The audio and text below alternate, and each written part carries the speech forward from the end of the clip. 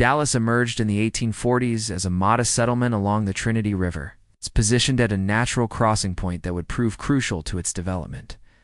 The river valley, with its relatively elevated terrain and access to fertile grasslands, attracted early settlers seeking both trade routes and agricultural opportunity. This geographic advantage, a natural ford on the Trinity between the prairie and the timberlands, became the foundation upon which the city's spatial organization would develop. In its earliest decades, Dallas grew as a frontier trading post and agricultural hub. The architecture of this period reflected the practical needs of a young settlement. Simple timber frame structures, brick buildings made from local clay, and modest commercial blocks arranged around the original courthouse square. These early buildings established a pattern of development that would persist throughout the 19th century. With commercial activity concentrated near the river crossing and residential areas extending outward in concentric patterns. The arrival of the railroad in 1872 marked a transformative moment in Dallas's architectural history. The railroad did not simply bring commerce to the city. It fundamentally reorganized how the city was built and where growth occurred. The railroad companies demanded large terminal complexes and warehousing districts. New commercial districts emerged along rail corridors. Neighborhoods that had developed organically around the courthouse began to lose economic significance. The railroad enabled the development of districts further from the river, as transportation no longer depended on water access or proximity to the original town center. The late 19th century saw Dallas adopt architectural styles that reflected both its aspirations and its economic ties to the broader nation. Victorian commercial blocks with ornamental brick and stone details rose in the newly energized downtown districts. Residential neighborhoods of the period, built to house the growing middle class, featured Queen Anne and neoclassical revival homes, many constructed of local brick and stone.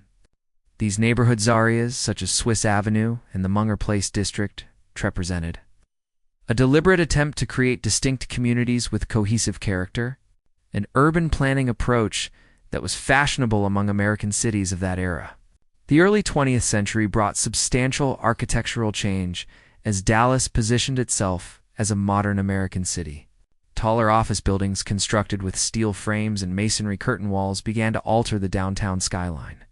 The 1911 Praetorian Building, one of the earliest skyscrapers in the Southwest, exemplified this ambition. Commercial development intensified. An Art Deco styling became prominent in buildings designed during the 1920s and 1930s. The architectural historians note that these stylistic choices reflected Dallas's desire to demonstrate economic dynamism and cosmopolitan sophistication. The oil economy, which became increasingly important to the region after discoveries in nearby fields, influenced architectural development throughout the 20th century. Oil wealth supported the construction of substantial civic buildings, including libraries, museums, and municipal facilities. Downtown districts expanded vertically as land became more valuable. The 1950s and 1960s brought a surge of modernist architecture, buildings with clean lines, glass facades, and functional efficiency that expressed post-war optimism and technological confidence. Corporate headquarters and commercial towers in the international style reshaped the downtown skyline during this period.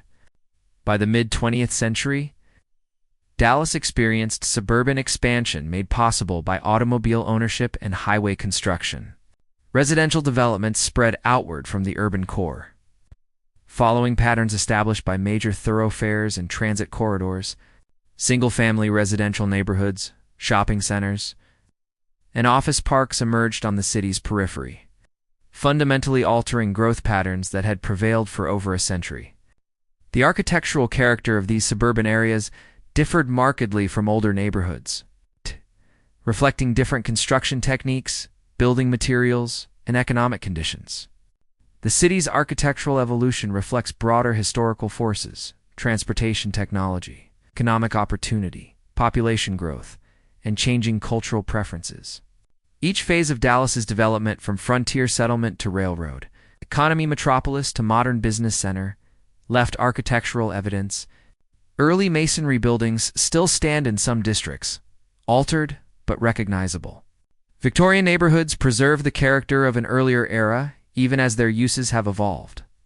Downtown's layered skyline contains structures spanning more than a century, representing the ambitions and limitations of its time. Today, Dallas's architectural heritage comprises multiple layers of historical development. The city's identity emerges not from a single dominant style or period, but from the accumulated evidence of successive growth phases. Historic neighborhoods and districts preserve earlier urban patterns, while downtown areas contain both early 20th century commercial blocks and contemporary office towers.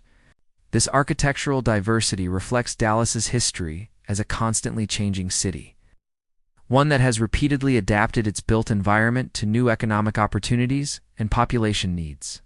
The architectural past remains visible in the city's present, as a silent record of decisions made by earlier generations about how space should be organized and built.